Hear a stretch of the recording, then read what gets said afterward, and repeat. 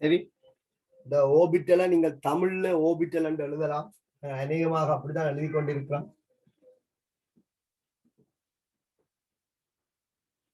ஆங்கிலத்தில் எழுதினாலும் சோழி இல்லை. தமிழ் ஒன்று இருக்கும் மண்டிலங்கள். எஸ் மண்டிலம் பி மண்டிலம் என்று சொன்னா எப்படி இருக்கு, ஒரு மாதிரி தான் இருக்கும். அதனால எஸ் ஓபிட்டல் பி ஓபிட்டல் சொல்றோம். சரி, எண் அதிகரிக்கும் போது ஓபிட்டல் பெரிதாக அமையும். ஒவ்வொரு பிரதான சக்தி மட்டத்திலையும் இருக்கக்கூடிய இலத்திரன்களுக்கு அதி உச்ச எண்ணிக்கை 2n². ஒவ்வொரு பிரதான சக்தி மட்டங்களிலும் இருக்கக்கூடிய, அதாவது முதன்மை சக்தி சொட்டன் இருக்கக்கூடிய அதி உயர் இலத்திரங்கள் எண்ணிக்கை 2n². இந்த அட்டவணை போட்டுக்கொள்ளுங்க. பிரதான சக்தி மட்டம்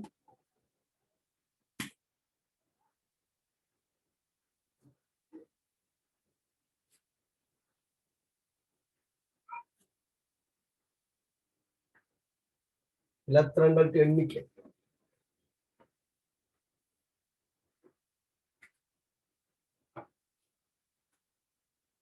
பிரதான சக்தி மட்டம் முதலாவது.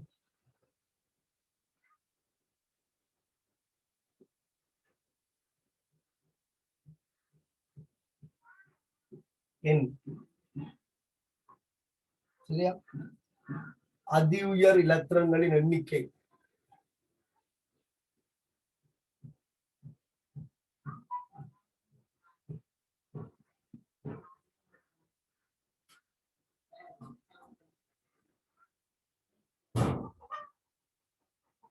எண்ணிக்கை தொடர்பு 2n².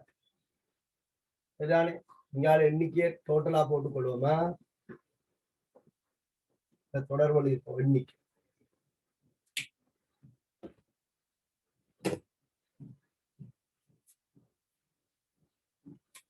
இதுல சமன்பாட்டுல பிரதிட்டு இங்கால சுருக்கி எடுப்போம் என்ன? ஓகே, எனக்கு தேவையில்லை. ஒரு 4 பிரதான சக்தி மட்டத்துக்கு தொடர்பு எடுத்தால் போதுமானது.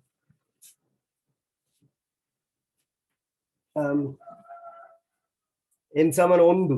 சரிதான், என் சமன் 1. என் சமன் 1. அதி உயர் இலத்திரங்கள் எண்ணிக்கை 2 தர 1 வர்க்கம். அப்ப உங்களுக்கு இது 2 வரும் 2. முதலாவது பிரதான சக்தி மட்டத்துல மேக்சிமம் 2 இலத்திரங்கள்லாம் காணும். என் சமன் 2. 2 தர 2 வர்க்கம். 2 வர்க்கம் 4, 4 தர 2 8. என் சமன் 3. 2 தர 3 வர்க்கம். n² தான். 18. என் சமன் 4. 2 தர 4 வர்க்கம். 16 தர 2 32. போதுமான.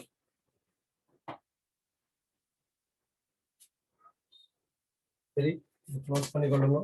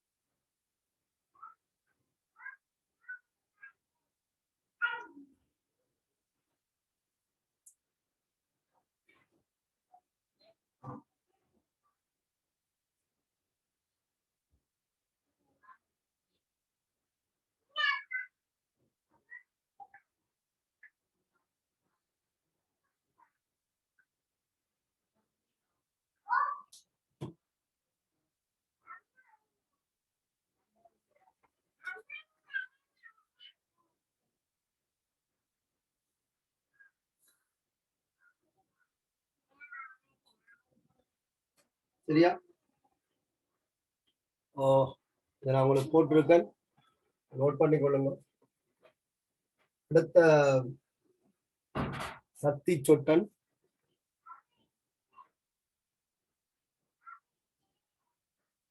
உபசக்தி சொட்டன் உப சக்தி சொட்டன்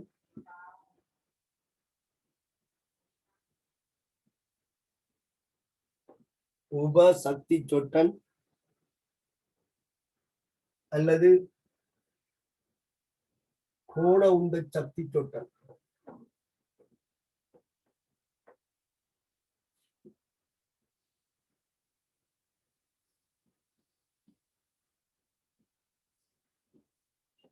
கோண உந்த சக்தி சொட்டன், இதை திசைவில் சக்தி சொட்டன் என்று சொல்றது. திசைவில் சக்தி சொட்டன்.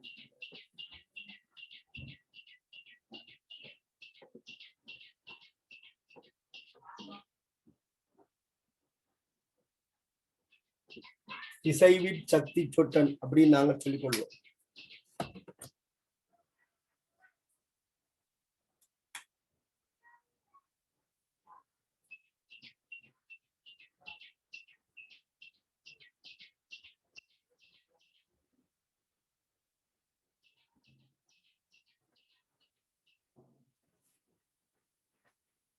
சரியா? இப்ப முதன்மை சக்தி சொட்டன் போரின் கருத்துல இலத்திரன்கள் பிரதான சக்தி மட்டங்கள்ல காணப்படுவதாக குறிப்பிட்டிருக்க. அவர்தான் முதன்மை சக்தி சொட்டன் பற்றி முதல் பிரதான சக்தி சொட்டன் இலத்திரன். இந்த சொட்டன் மாதிரி அதையும் பகுப்பாய்வு செய்து ஒவ்வொரு பிரதான சக்தி மட்டத்திலையும் இந்த முதலாவது பிரதான சக்தி மட்டத்துல 2 இலத்திரன் இருக்கு, 2வது பிரதான சக்தி மட்டத்துல 8 இலத்திரன் இருக்கு. அந்த 8 இலத்திரங்களும் அதிலேயும் எங்கே இருக்குது, என்ன ஒழுங்கமைப்புல காணப்படுதுன்னு சொல்லி குறிப்பிட்டிருக்கு. சரியா? அப்ப இந்த உபசக்தி சொட்டன் தமிழ்கள் துணை சக்தி சொட்டன் அப்படி எல்லாம் சொல்லலாம். நீங்கள் இந்த கோணவந்த சக்தி சொட்டனே திசைவி சக்தி சொட்டனே திருப்பி திருப்பி சொல்லி ஞாபகத்துல வச்சுங்க. இந்த சொல்லு உங்களை சில இதுல எதென்று தெரியாமல் குழப்பிடுறோம். முதன்மை சக்தி சொட்டன் துணை சக்தி சொட்டன் அது உங்களை குழப்பாது. உபசக்தி சொட்டன் துணை இதெல்லாம் கிட்டத்தட்ட ஒத்த சொல்லலாம். கோணவந்த சக்தி சொட்டன் பேர் வேறுபாடு, திசைவில் சக்தி சொட்டன் தொடர்பற்ற பேரா இருக்கு. ஆகவே நீங்கள் ஞாபகப்படுத்துற நல்லது. சரியா? ஒவ்வொரு பிரதான சக்தி மட்டத்திலையும் கவனிச்சுக்கணும், ஒவ்வொரு பிரதான சக்தி மட்டத்திலையும் பெறப்பட்ட கோடுகள், நாங்கள் சொன்ன முதலாவது கோடு 2வது படியில இருந்து வருகுதுன்னு சொல்லி, அப்படி வந்த கோடுகளை மேலும் பகுப்பாய்வு செய்த போது அந்த ஒவ்வொரு கோடுகளும் பல கோடுகளின் சேர்க்கையாக இருப்பது அவதானிக்கப்பட்டது. உதாரணத்துக்கு ஐதரசன் நிறமாலையில பெறப்பட்ட ஒரு கோட்டை மேலும் உருப்பெருக்கி அவதானிக்கும் போது அதுல இருந்து பல கோடுகள், ஒன்றுக்கு மேற்பட்ட கோடுகள் அந்த ஒரு கோட்டை ஆக்கி இருப்பது அவதானிக்கப்படுது. அப்படின்னா என்ன அர்த்தம்? இந்த ஒரு கோட்டின் சக்தியும் இந்த ஒரு கோட்டின் சக்தியும் இந்த ஒரு கோட்டின் சக்தியும் சமனில்லை. மிகச் சிறிய அளவில் சக்தி வேறுபடுது. இதை விட இதுக்கு சக்தி கூட, இதை விட இது சக்தி கூட. அப்ப இந்த மூட்டையும் நாங்கள் ஒன்றாக எங்கட கண்ணால பிரிச்சறிய முடியாது. நாங்கள் பார்க்கிற ஒளியியல் கருவி அதை பிரிச்சறிய முடியும் என்றால் அது தனித்தனி கோடுகளாக தெரியும். ஐதரசன் நிறமாலையில தனியொரு கோடாக இருந்தது, மேலும் பகுப்பாய்வு செய்யும் போது ஐதரசன் நிறமாலையில தனியொரு கோடாக தெரிஞ்சது, மேலும் பகுப்பாய்வு செய்யும் போது பல கோடுகளின் சேர்க்கையாக இருப்பது அவதானிக்கப்பட்டது. அப்ப இந்த கோடு ஒரு பிரதான சக்தி மட்டத்துக்குரியது என்று நாங்கள் சொன்னாங்க. சரியா? இந்த கோடு ஒரு பிரதான சக்தி மட்டத்துக்குரியது.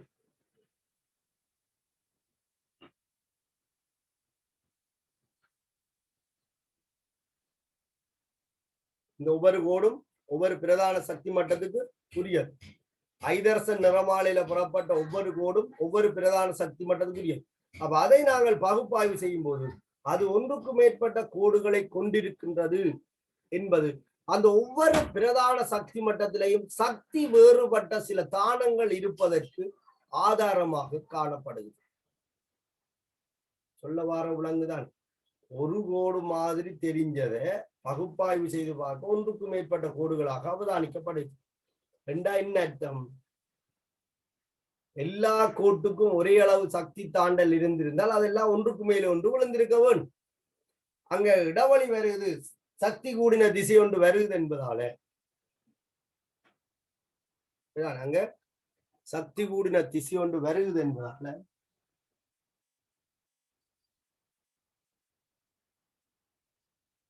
சக்தி வேறுபட்ட கோடுகள் ஒரு குறித்த பிரதான சக்தி மட்டத்திலேயே இருந்திருக்க வேண்டும் என்ற ஒரு உண்மை இங்க புலப்படுது.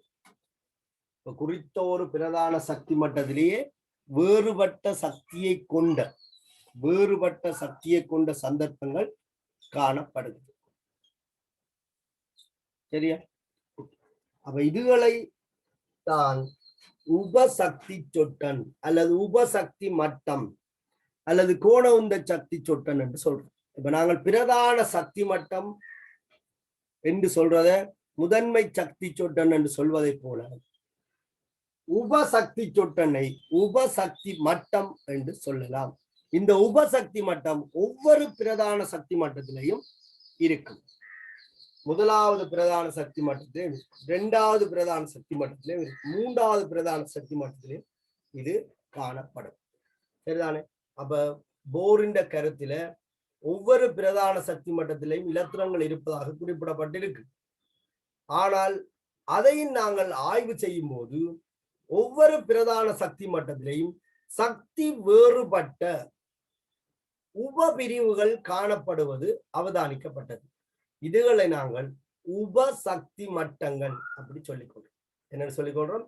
உபசக்தி மட்டங்கள். இந்த உபசக்தி மட்டங்களை தான் நாங்கள் உபசக்தி சொட்டன் அல்லது கோண உந்த சக்தி சொட்டன் அல்லது துணை சக்தி சொட்டன் அப்படியெல்லாம் வெவ்வேறு பெயர்களை குறிப்பிட்டுக் கொள்கிறோம். அப்ப பிரதான சக்தி மட்டத்தில எத்தனை உபசக்தி மட்டங்கள் காணப்படும் அல்லது ஒவ்வொரு முதன்மை சக்தி சொட்டனும் எத்தனை துணை சக்தி சொட்டன்களை கொண்டிருக்கும் என்பது பிரதான சக்தி மட்டத்தின் எண் பெருமானத்துல தங்கி இருக்கு. சரிதானே? பிரதான சக்தி மட்டம் பெரிதாக இருந்தால் அதுல அதிகளவான உபசக்தி சொட்டன்கள் காணப்படும். அதாவது உபசக்தி மட்டங்கள் காணப்படும்.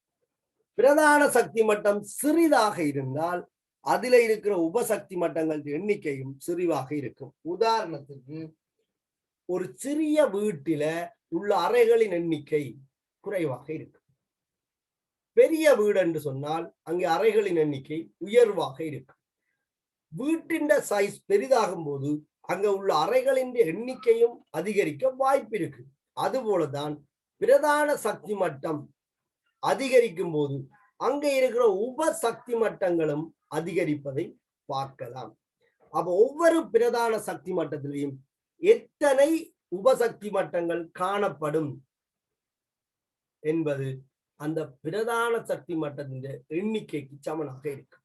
உதாரணம், பிரதான சக்தி மட்டம் முதலாவது பிரதான சக்தி மட்டம் என்று சொன்னால் இந்த முதலாவது பிரதான சக்தி மட்டத்துல ஒரே ஒரு உபசக்தி மட்டம் மட்டும் காணப்படும்.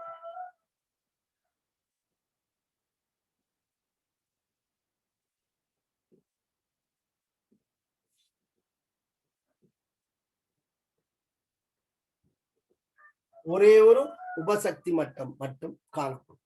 அப்ப பிரதான சக்தி மட்டம் 2 என்றால் இங்க 2 உபசக்தி மட்டங்கள் காணப்படும். அதாவது இந்த எண்ணிக்கைக்கு சமனான எண்ணிக்கையில உபசக்தி மட்டங்கள் காணப்படும். எண் சமன் 3 என்றால் உபசக்தி மட்டங்கள் எண்ணிக்கை 3.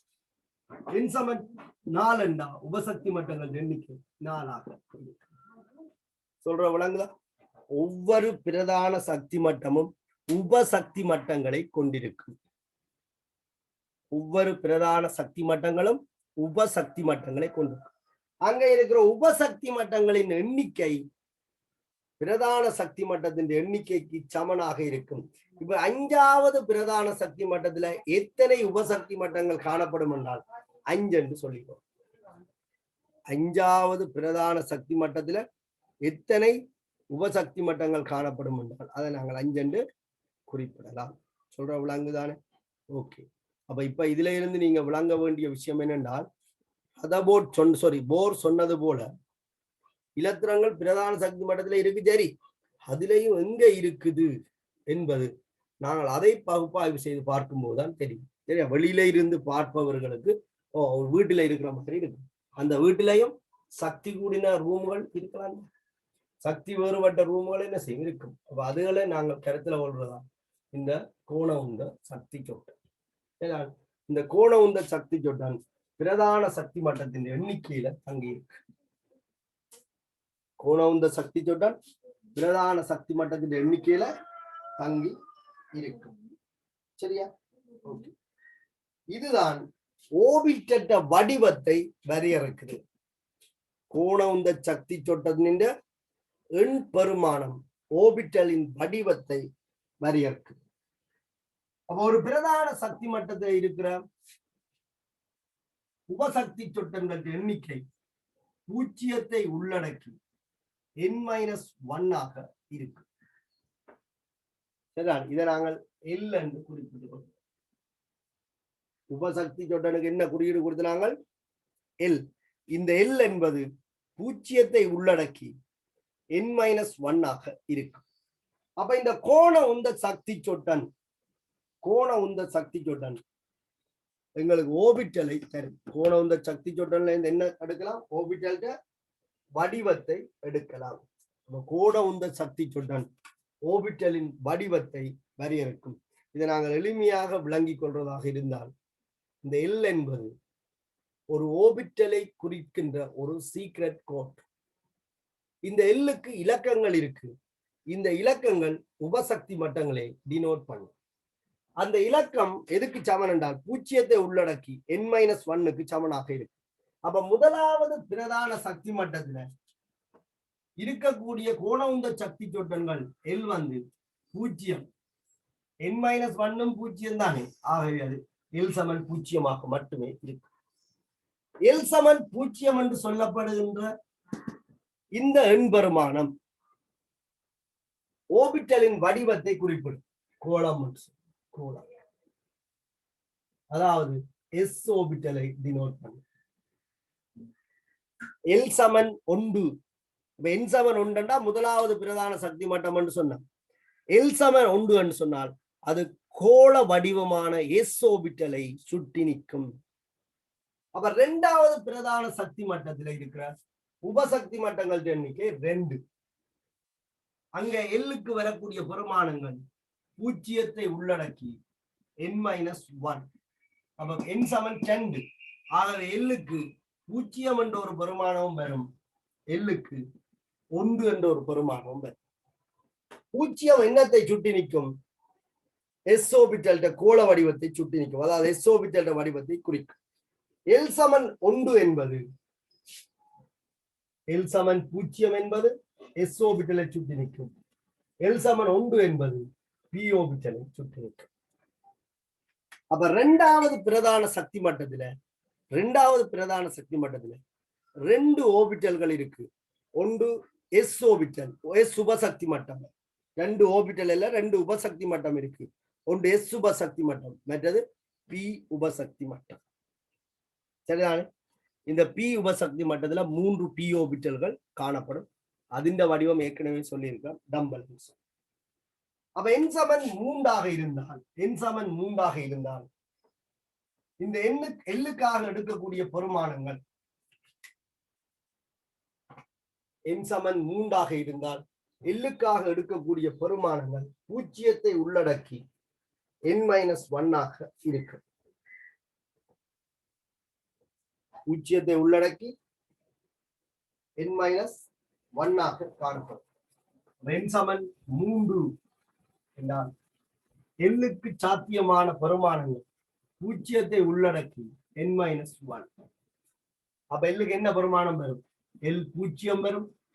முழுவன்களா எல் ஒன்று வரும், எல் ரெண்டு வரும், எல் மூன்று வருமோ? மூன்றாவது பிரதான சக்தி மட்டத்தில் எல் மூன்று வருமா? வர இயலாது. அதைத்தான் நீங்க குறிப்பிட்டு. அப்ப இங்க இருக்கிற உபசக்தி மட்டங்கள் எத்தனை? மூன்று.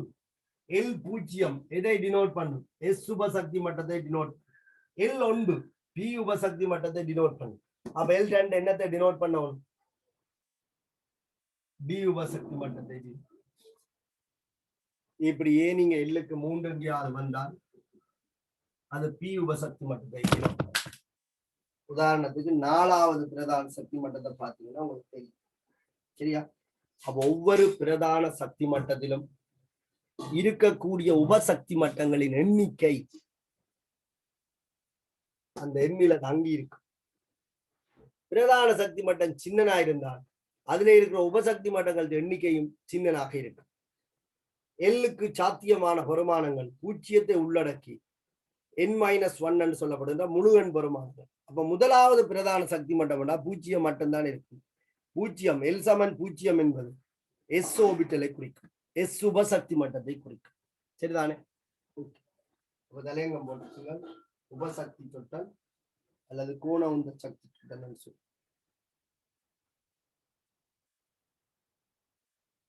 எழுதி கொள்ளுங்க.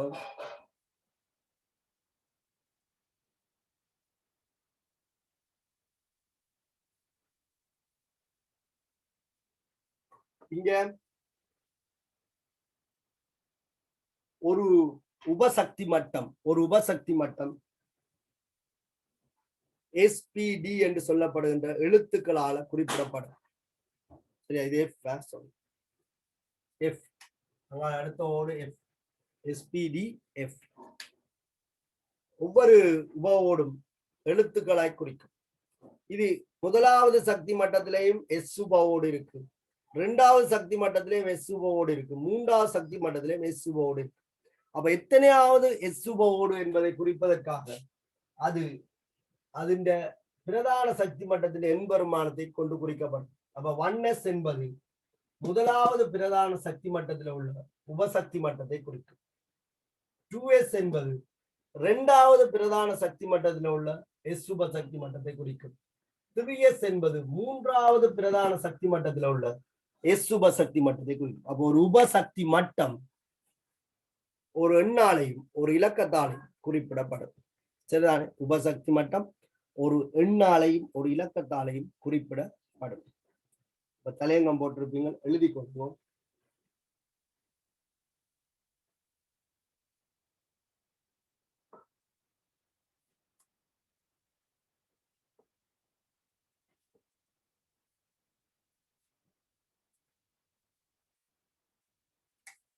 பார்த்தலை கொள்ளணும். ஒரே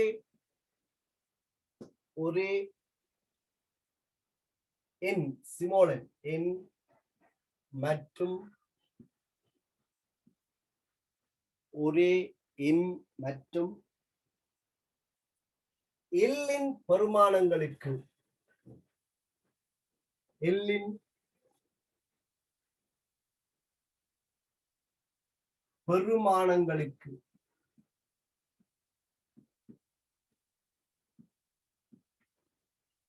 ஒரே எண் மற்றும் எல்லின் பெருமானங்களுக்கு உரிய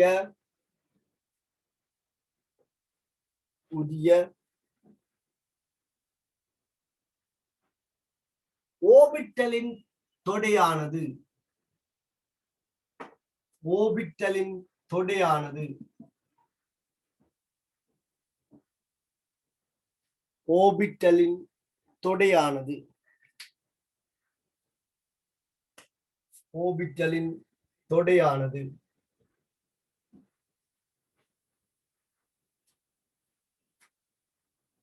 உப ஓடு எனப்படும்.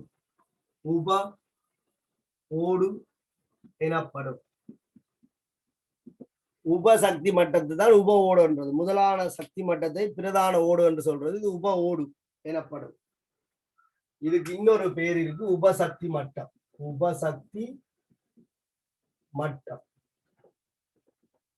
உப ஓடண்டான உபசக்தி மட்டம் என்றான இல்ல துணை சக்தி மட்டம் என்றான எல்லாம் ஒன்றுதான். உப ஓடு எனப்படும். ஒவ்வொரு உப ஓடும் ஒவ்வொரு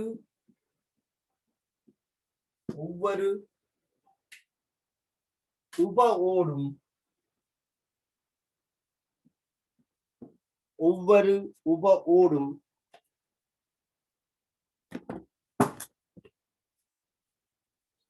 ஒவ்வொரு உப ஓடும்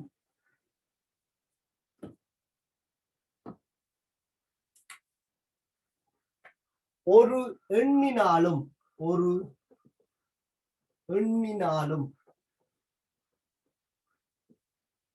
ஒரு எண்ணினாலும்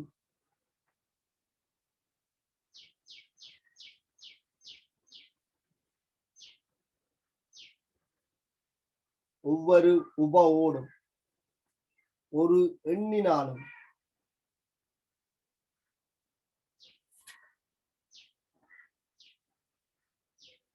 ஒரு எழுத்தினாலும் ஒரு எழுத்தினாலும்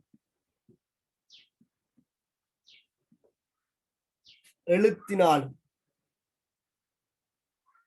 குறித்து காட்டப்படும்.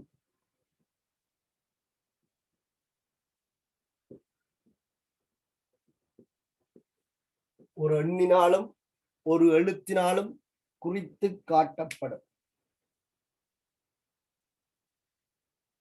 ஒவ்வொரு உப ஓடும் ஒரு எண்ணினாலும் ஒரு எழுத்தினாலும் குறித்து காட்டப்படும். உதாரணம் 1s 2s இதெல்லாம் உப ஓடு. இது முதலாவது பிரதான சக்தி மட்டத்தில் இருக்கிற உப ஓடு, இது இரண்டாவது பிரதான சக்தி மட்டத்தில் இருக்கிற உப ஓடு. அதே மாதிரி 2p 3p இது இரண்டாவது பிரதான சக்தி மட்டத்தில் இருக்கிற உப ஓடு, இது மூன்றாவது பிரதான சக்தி மட்டத்தில் இருக்கிற உப ஓடு. அதே போல 3d 4d மூன்றாவது பிரதான சக்தி மட்டத்தில் டி உப ஓடு, இது நாலாவது பிரதான சக்தி மட்டத்தில் இருக்கிற டி உப ஓடு. ஒரு உப ஓடு ஒரு எண்ணாலையும் ஒரு எழுத்தாலையும் குறித்து காட்டப்படும். சரியா? ஓகே, இந்த விஷயத்தை நீங்க ஒருக்கா பார்த்து கொள்ளுங்க. அடுத்த வகுப்பில் இந்த மிச்சத்தை நாங்கள் பார்க்கலாம். அங்கால பெரிய விஷயம் இல்லை. இந்த முதல் ரெண்டும் பிரதானமானது. சரியா? அங்காலே நாங்கள் மேலோட்டமாக பார்த்து கொள்ளலாம். இதோட நான் இந்த வகுப்பை நிறைவு செய்து கொள்றேன். சரி, வகுப்புகளுக்கு உரிய